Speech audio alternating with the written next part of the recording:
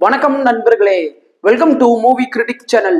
இன்னைக்கு நம்ம எந்த படத்தோட ரிவ்யூ பத்தி தெரிஞ்சுக்க போறோம்னா, 2025ஆம் ஆண்டு ஒரு ஹாலிவுட் ஆக்ஷன் படமா வெளிவந்திருக்கிற நோபடி 2 படத்தோட ரிவ்யூ பத்தி தான் தெரிஞ்சுக்க போறோம். இப்ப இந்த படத்தோட கதை என்ன அப்படிங்கிறத மேலோட்டமா தெரிஞ்சுக்கலாம். இந்த படத்தோட ஹீரோ ஒரு பெரிய ஹிட்மேனா இருக்கிறாரு. இதனாலேயே அவரால் தான் குடும்பத்து கூட பெருசா நேரம் செலவிட முடியாம இருக்குது. ஒரு நாள் ஹீரோ என்ன பண்றாருன்னா, தான் குடும்பத்து கூட நேரம் செலவிடணும் அப்படிங்கிறதுக்காக தான் குடும்பத்தை கூப்பிட்டுக்கிட்டு ஒரு பார்க் இருக்கிற இடத்துக்கு போறாரு. அங்க இருக்கிற சில பேர் என்ன பண்றாங்கன்னா, ஹீரோவோட பையன்கிட்டையும் பொண்ணுகிட்டையும் பிரச்சனை பண்றாங்க. இதனால பொறுமையை இழந்த ஹீரோ அவங்கள பதிலுக்கு தாக்க ஆரம்பிக்கிறாரு. இதுக்கப்புறம் என்னென்ன நடக்குது அப்படிங்கிறத ஆக்ஷன் கலந்து சொல்றதுதான் படத்தோட மீதி கதையே.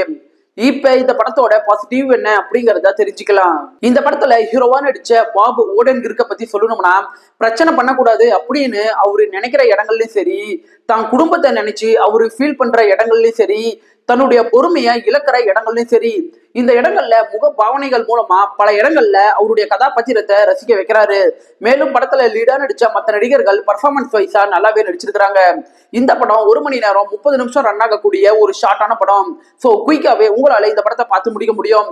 இந்த படத்துல வர ஆக்ஷன் சண்டை காட்சிகளை பத்தி சொல்லணும்னா, ஜான்விக் பட அளவுக்கு முரட்டுத்தனமான சண்டை காட்சிகள் இந்த படத்துல இல்லைனாலும், ஹீரோ தான் கைக்கு கிடைக்கிற பொருள்களை வச்சு சண்டை போடுற காட்சிகள் எல்லாத்தையுமே பார்க்கும்போது பல இடங்கள்ல சண்டை காட்சிகள் ரசிக்க தான் செய்யுது. அது மட்டும் இல்லாம படத்துல ஹீரோ தன்னுடைய ஃபேமிலி கூட எந்த அளவுக்கு எமோஷனலா பாண்டாக நினைக்கிறாரு அப்படிங்கிறத காட்சிகளா இவங்க எமோஷனலா கொண்டுட்டு வந்த விதங்கள் சில இடங்கள்ல நல்லாவே இருக்குது.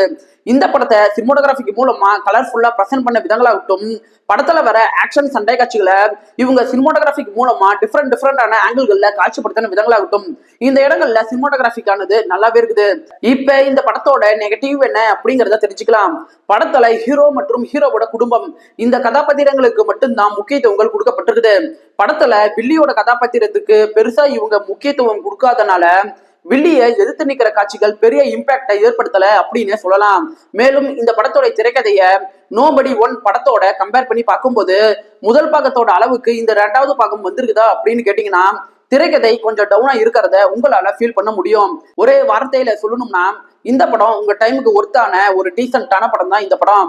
படத்துல கெட்ட வார்த்தை பேசுற மாதிரியான காட்சிகளும் ரத்தம் தெரிக்கிற வயலன்ஸ் காட்சிகளும் இருக்குது. ஸோ ஃபேமிலியோட பாக்கிறதுக்கு முன்னாடி யோசிச்சுக்கோங்க. இந்த வீடியோ உங்களுக்கு பிடிச்சிருந்துச்சுன்னா லைக் பண்ணுங்க, சப்ஸ்கிரைப் பண்ணுங்க, ஷேர் பண்ணுங்க, மறக்காம பெல் பட்டன் நமக்கு மறந்துடாதீங்க. நாம வேற ஒரு வீடியோல சந்திக்கலாம். அது வரைக்கும் நன்றி, வணக்கம்.